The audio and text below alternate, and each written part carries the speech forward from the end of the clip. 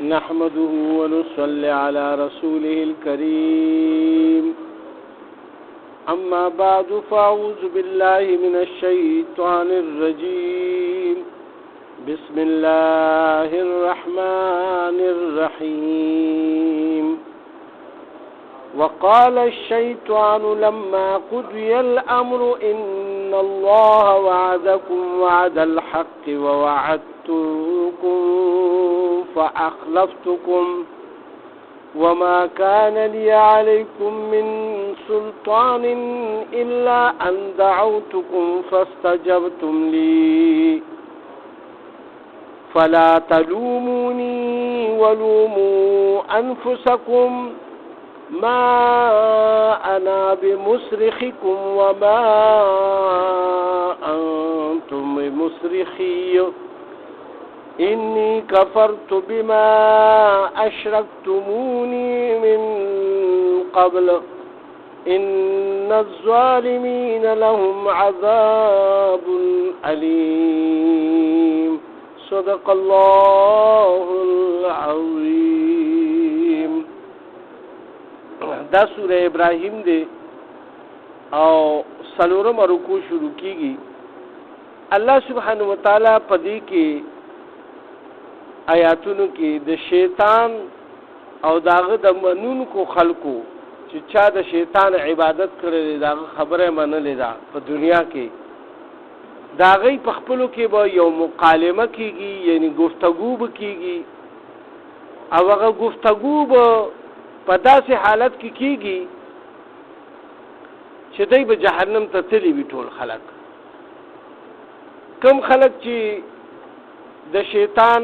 منون کی خلق دی لکه کفار زیادتر او هغه مسلمانان چې هغه د کفارو مرستیا کړی وي او یا دلته یعنی د الله په حکمونو کې کمې کړی وي نو هغه خلق به دا ټول به بیا جهنم ته تللی وي. دا مسلمانان هم ګناهګار کنه ګناهګار مسلمان به دي دوزخ ته زیب خود شیطانی منلی کنه. دلته کې شیطان له خو خاص طور دلته ذکر چې الله سبحانه وتعالی کړی هغه کفارو کړی ولی چې د مسلمان د عمل نه دا بعید خبره را چې هغه داسې کارونه وکړي. نو په قرآن کې چې کله د جهنم ذکر راغلی نو هغه د کفارو لپاره راغلی دی. د مسلمانانو ذکر خدای پاک ذکر نه کړی چې په هغه زمانه کې خو مسلمانانو رودا شیونه چې هغه د جهنم حقدار جوړ شوی وي ولی چې صحابه کرامو او هغه خو یعنی خپل ځانونه د الله په حکمونو قربانول نو د هغه نه کبه داسې څه غلطي وغیره اوم شو نو هغه به بیا د رسول الله صلی الله علیه وسلم چونکې موجود و حیاتو بیا بلاړو او ورته به چې ما نه دا غلطي شوی نو ما پاک کړي نو رسول الله صلی الله علیه وسلم به بیا اول خو چې د توبې استغفار خبره بوه نو توبه استغفار به ورته فرمایي او کنه د سزا خبره بوه د لاس ته کټ کېدو بوه د رجم کېدو بوه د سنګسار د هر څه هغې برداشت کړي دي خو د آخرت عذاب ته ځان نه دی نیولی ولې چې د هغې په دې یقین و چې دا حق او سچ خبرې دي. نو دلته کې الله په خاص طور دا د کفارو ذکر فرمایي. نو دا کفار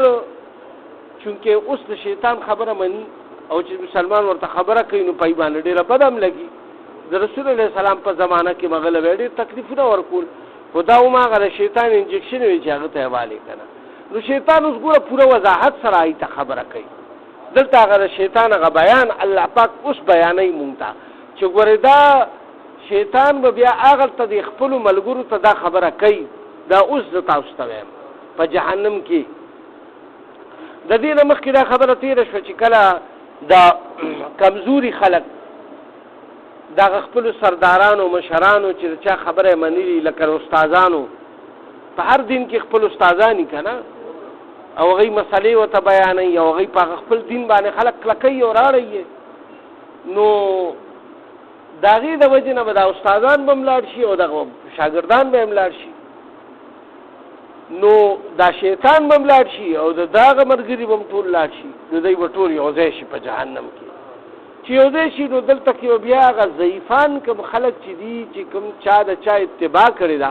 ای خپلو مشرانو له اول لاړ شي نو هغوی ته به وایي چې یاره مونږ خو تاسو له راغلي د عذاب را باندې اوس څه کم کوي د ظالم بچو مونږ خو ستاسو خبره منلې وه په دنیا کې تاسو به وایي چې دا دروغ دي او دا مسلمانان چې لګیا دي او دا پیغمبر چې لګیا دی دا هسې لګیا دی دا ټولې زمونږ آبا او اجداد دا دین صحیح دی او بس دا تاسو د خبره مه منئ اوس زمونږ مدد وکړئ چې مونږ د دې عذاب نه خلاص شو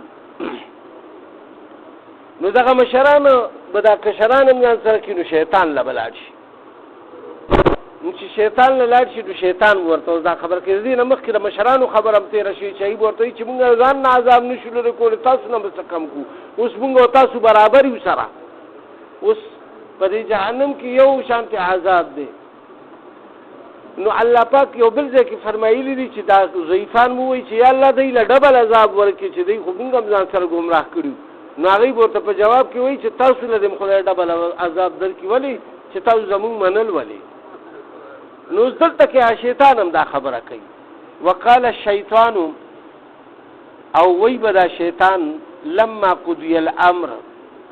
چې کله فیصله وشي لکه د جهنم او د جنت والو فیصله وشي جنت ته به مسلمانان لاړ شي او کوم کفار چې دي نو هغه به دوزخ ته لاړ شي ان الله وعدکم چې بېشکه شیطان ورته وایي چې تاسو سره الله وعده کړې وه که نه په قرآن شریف کې کړې وه په تورات زبور انجیل کې هم کړې وه هر آسماني کتاب او صحیفو کې تاسو سره الله وعده کړې وه ان الله وعدکم تاسو سره الله وعده کړې وه وعده الحق او د هغه وعده چې نو خو صحیح ده که نه ګوره شیطان به ورته هلته کې وایي چې د الله وعده خو صحیح وه که نه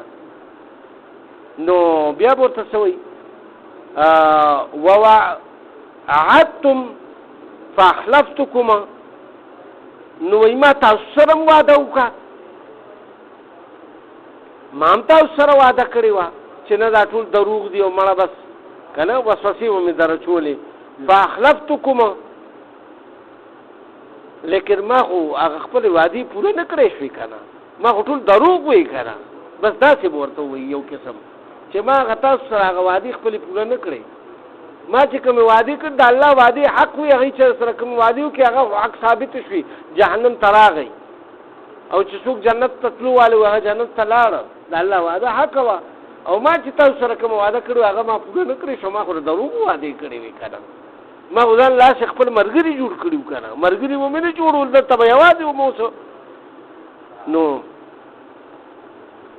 بیا الله پاک فرمایي وما کان لی علیکم چې دا شیطان ورته ووایي چې ما په تاسو باندې من سلطان څه زور خو نو کړی د لاسه مې نه وی نیولي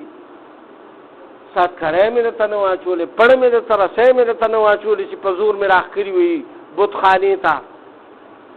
یا مونځ نه مې تړلی وی چې ګینې مونځ له مزه خو یو معمولي غوندې وسوسه ومې له زړه کې وکړه چې زمړه الله غفور رحیم دی مونځ له مزه څه کوې یا بس دا کفر اختیار کا د بت ته سجده وکړه دا پلار د نیکه دا دین دې راټینګ کا بس دا وسوسې مې درته اچولې وي نو وایي ما خو په تاسو باندې څه زور نه دی کړی د لاسه خو مې نه یې نیولي د دې دا مطلب الا ان دعوتکم مګر یو دعوت مې در کړی دی یاو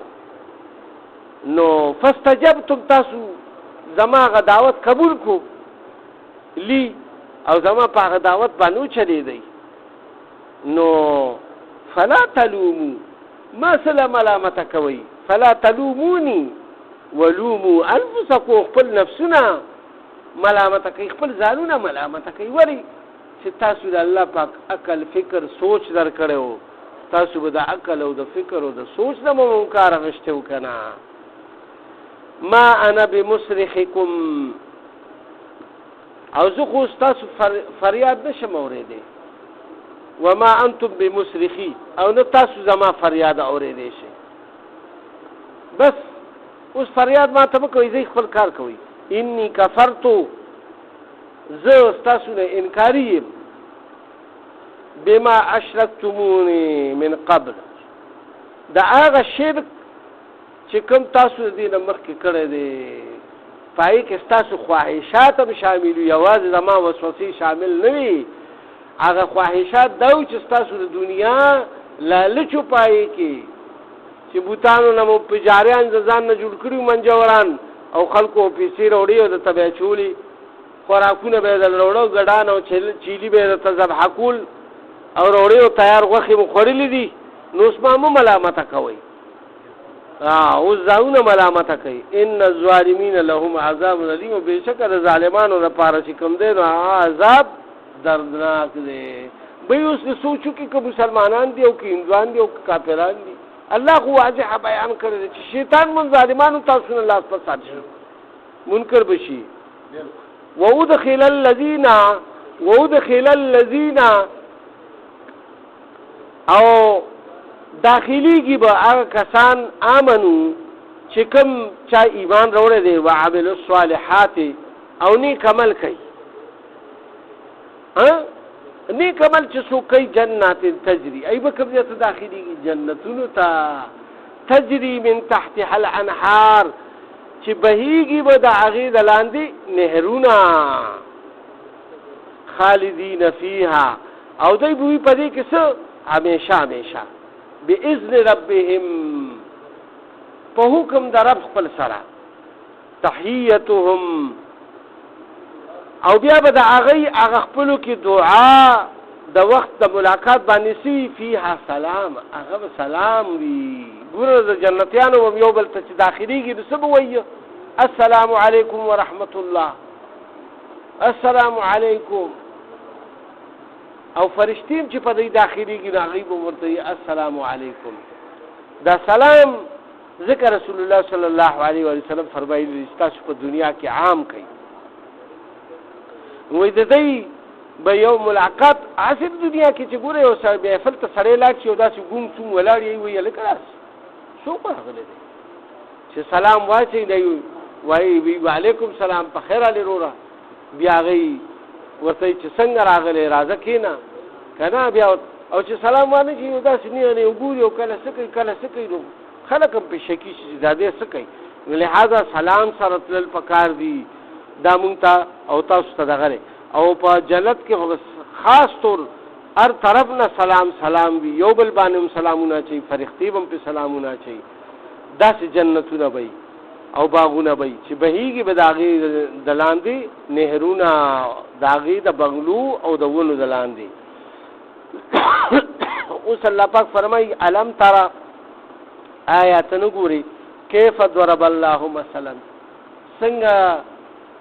بیانوي الله پاک مثالونه کلمتن طیبتن اغا کلمه یعنی پاکیزه کلمه کشجرتن طیبتن داغه پاکیزه ونی پشانتی دا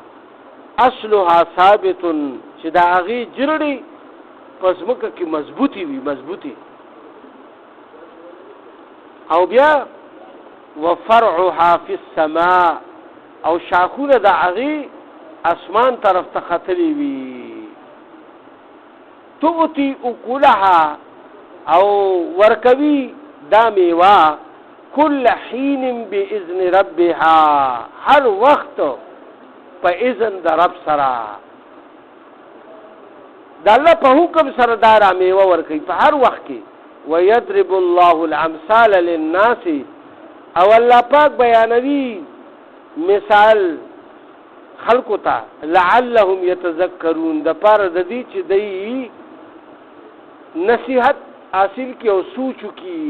دلته کې الله پاک بیا ګوره انسان ته وایي چې ته سوچو کا او نصیحت ته د دنیا د دې دغه حاصل کا اوس الله پاک دلته کې دا رقم ونی وایي مثال ور کړی دی دا د کجوري د ونی مثال الله پاک ور کړی دی حدیث مبارک کی راځي چې په ټولو ونو کې د ټولو نه بهترین ونه چې کومه هغه کجوره ده او دا په سلکونو کاله ولا عربي دویم دا په یو داسې یعنی چې زرخیز علاقه نه وي نو په هغې کې د دې جرو ډېره لاندې پورې تلي وي او دا ډېره دنګ هم وي که تاسو خیال کړي وي دنګ هم ډېره زیاته وي داسې نیغه ختې وي شاخونه بالکل اسمان تر تختی څنګه چې الله پاک فرمایل چې زمکه کې څومره دا ښکته وي دا دومره اوچته وي دا هواګانو سره او سینو سره او په لوی ساراګانو کې ولاړي او دا راغورځېږي نه. د الله سبحانه وتعالی شان داسې دی کلکې ولاړې وي. بل د دې میوې ته تاسو سوچ وکئ چې د دې میوه ګوره کچم خوړی شي چې دا کله میوه وکي نو خلک د دې نه وایي اچارونه چې په عربو کې د دې ډېر زیات دستور دی. پخوا به شراب هم جوړېده چې هغه الله پاک بیا منې که څنګه انګورو نه جوړېده داسې د کجورو نه هم جوړېده. دا دواړه څیزونه شراب الله پاک بیا منې کړو دا ته بیا عربو نه جوړول خو د دې نه اچار اچولی شي دغه ته ایښولی شي. او د کجورو چې کله دا بیا لږې داسې نیم پخته غوندې شي د دې بیا ښکلې ځای کوي چې کله بیا پخې شي بیا د هغې ښکلې ځای کوي. بیا چې کله دا چواره شي بیا د هغې بیا د شانته ځای کوي. نو تاسو سوچ وکئ چې یعنی مطلب دا بیا په سوونو کاله پرته وي او بس خلک یې خوري. کال پوره تیر شي او کال راشي او کجوري هم پرتې وي او میوې هم پرتې وي دا چوارې هم پرتې وي. دا چواره چې دا هم د کجوري نه جوړېږي. نو تاسو وګورئ نو دا سال استعمالیږي په ګرمۍ کې په یخنۍ کې په هر وخت کې دا دستیاب وي یعنی هر وخت په بازار کې موجود وي. او اوس الله پاک د بلې ونې ذکر فرمایي ومثلو او مثال کلمت خبیثت دا خبیثه یعنی بیکاره کلمې کشجرت خبیثت په مثال دا غونی خبیث دی یعنی خبیثه وی بیکاره. نو نجتست من فوق الارض چې کله داسې بس ویني سي او ریکاږي نو بس د ونې نه دا ځمکې نه بس هغه روځي. تاسو ګورئ که دا ګنده بوټی چې دی ګنده بوټی یا دا معمولي غوندې دا ازغو دا شی دا پرون به یو څو هغه چمن کې شوي دا چې به مې ونیوه بس را به مې ښکه د جوړو نه به راووته سره د جوړو به راووته. او نو تاسو ته دا خبره کومه دلته کې الله پاک د هغې ونې مثال ورکړی دی چې وایي د دې ګوره د دې کفر او د دې شرک او د ګناهونو مثال هم داسې دی چې دا د هغه بیکاره ونې په شانتې دی چې بس د دې ونې برابره هغه شاخونه او چې لږ غوندې باران ماران ونه شي نو بس بیا وچکړه شي او بس واقعت یې جوړ شي او بس وغورځېږي بوس شي. ته به نه وایې چې دلته چېرته څه شی و ته به نه وایې چې دلته څه شی و دا واقع تاسو ګورئ که نه واقع شو یا دا نور څیزونه نو بیا وایي چې من فوق الارض دا بس د ځمکې په دې برنۍ حصه باندې د دې دا جړې بوټي ما لها من قرار او دې ته څه قرارې او بنیاد د دې مضبوط نه وي په ځمکه کې معمولی سیلی طوفان یا انور یا دا برداشت کولی نه شي. یثبت الله الذین آمنوا نو ثابت قدمی ورکی الله سبحانه وتعالی ایمان والا تا بالقول الثابت فی الحیات الدنیا باغا قول حق سرا پدی دنیا کی یعنی چې هغه کلمه طیبه ده لا اله الا الله محمد رسول الله. الله پاک ثابت قدم ساتلی دي کوم مؤمنان خلق چې دی دای په زړونو کې د دې کلمې هغه جړې خخې شوي دي او هغه په هیڅ صورت کې د دې نه نشي وته تر مرګه پورې به دی پای باندې قایم وي. خجی نو الله پاک اوس فرمایل چې وفي الحیات بالقول الثابت في الحیات الدنیا په دې دنیا د زندګۍ کې وفي الاخرت او په آخرت کې ويذل الله الظالمین او گمراه کوي الله پاک ظالمانو لرا ويفعل الله ما يشاء او غواړي الله پاک چې څنګه وغواړي نو هغه شانتي کوي. الله پاک باندې څوک زور زبردستی نشي کولی چې یعنی یو سره پزور پتا باندې مزور الله پاک نه کوي چې یو سره پزور مسلمان کا او الله پاک به څوک پزور نه مسلمانای بدین مولا را لګل کتاب مولا را لګل پیغمبر مولا را لګل دي او هغه ورته بیان وکي او زده خو خراده د سوچ سمجھ د کار والی کې چې فرض کړه د الله پاک عقل مر کړي فکر سوچ مر کړي ته سوچ وکړه چې زما دا کار هندوان دا سوچ وکړي چې یعنی مطلب دا موږ د بت پرستی کوو دا څه کوو ظالمانو الله سره مو شریکان جوړ کړي دي نو که چېرې دوی سوچ او سمجھ نه کار والی نو بس بیا به الله پاک دا ظالمان به ظلم خو په دوی باندې الله پاک نه دی کړی په خپله په ځان باندې ظلم کوي چې دوی به جهنم ته بیا ځي د دې خپل عمل د لاسه کوي بس الله سبحانه وتعالی په چا باندې دغه نه کوي خو الله پاک وایي چې څنګه غواړي نو هغه شانتي کوي څوک په زور زبردستی نشي کولی وما علینا الا البلاغ صدق الله العلی العظیم یا الله زموږ دا ناسته په خپل درګاه قبول او منظوره کړي په دې کې په معنا او په مفهوم کې زموږ څه کمې زیاتې شي یا الله مغفرت وکړي موږ نه قانون والے چې ستاسو د رضا او د لقاء او د قرب سبب جوړ شي په موږ کې په کورونو هسپتالونو کې الله څومره مؤمنان مسلمانان بیماران دي شفایاب څومره قرضداران دي قرضونه نه خلاص کړي د چا څه شرعي حاجات دي الله د خپل غیبي خزانه ورته پوره کړي د حق والا د رزق فراغ سبب د ټول مؤمنان مسلمانان په خپل کور کې وطن باندې وکړي یا الله څومره مؤمنان مسلمانان چې په ټول عالم کې څومره په پریشانو کې دي دا پریشانه او مصیبتونو ته لري کې او رحم کرم والا معاملې مونږ ټول سره وکړي زمونږ آبا او اجداد چې څومره مخکې مؤمنان مسلمانان وفات شوي امت د محمد صلی الله علیه وسلم سره ټولو ته مغفرت وکړي او مونږ ته دا راتلونکي منزلونه آسان کړي د حق والا د رزق فراغ سبب ټول مؤمنان مسلمانان په خپل کور کې وطن باندې وکړي رحم کرم والا معاملې مونږ سره دنیا او آخرت کې وکړي په آخر کې مدازي مشانه کریمه نشي چې لا اله الا الله محمد رسول